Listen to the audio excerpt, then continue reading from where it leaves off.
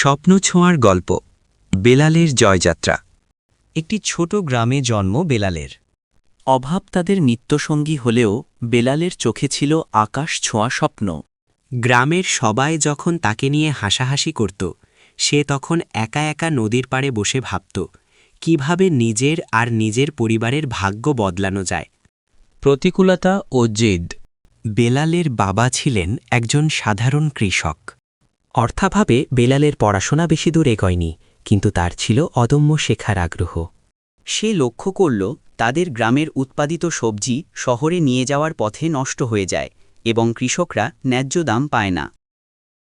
এই সমস্যাটাই বেলালের মাথায় একটি আইডিয়ার জন্ম দিল। উদ্যোগের শুরু। বেলাল তার জমানো সামান্য কিছু টাকা দিয়ে একটি পুরনো সাইকেল কেনে। সে ঠিক করল সরাসরি শহরের বড় বড় রেস্টুরেন্টের সঙ্গে যোগাযোগ করবে। শুরুতে কেউ তাকে গুরুত্ব দেয়নি। টানা 10 দিন চেষ্টার পর একটি রেস্টুরেন্ট মালিক তাকে সুযোগ দিতে রাজি হলেন। ভোর 4টে বেলাল কৃষকদের থেকে তাজা সবজি সংগ্রহ করত। সকাল 7টা শহরে পৌঁছে দিয়ে আসত। বিকেল নতুন নতুন ক্রেতা খুঁজত। বড় বাঁক। ধীরে ধীরে বেলালের সততা ও সময়ানুবর্তিতার কথা ছড়িয়ে পড়ল। তার কাজের পরিধি বাড়তে থাকে। সে শুধু সাইকেলে সীমাবদ্ধ না থেকে একটি পুরনো ভ্যান কেনে এবং গ্রামের আরও 2জন বেকার যুবককে তার সাথে নেয়। তাদের উদ্যোগের নাম দিল গ্রামের স্বাদ। সবচেয়ে বড় চ্যালেঞ্জ এলো যখন সেই বছর বড় বন্যা হল। রাস্তাঘাট বন্ধ, ফসল নষ্ট। কিন্তু বেলাল দমে যায়নি।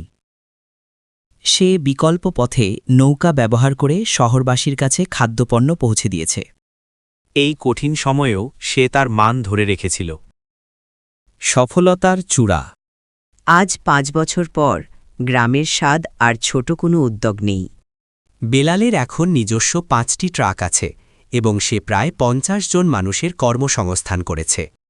গ্রামের যে মানুষগুলো তাকে একসময় তাচ্ছিল্য করত, তারাই আজ তাদের সন্তানদের বেলালের মতো হতে বলে। সফলতা মানে শুধু অনেক টাকা নয়, সফলতা হল প্রতিকূলতার মুখে দাঁড়িয়ে নিজের লক্ষ্যে অবিচল থাকা।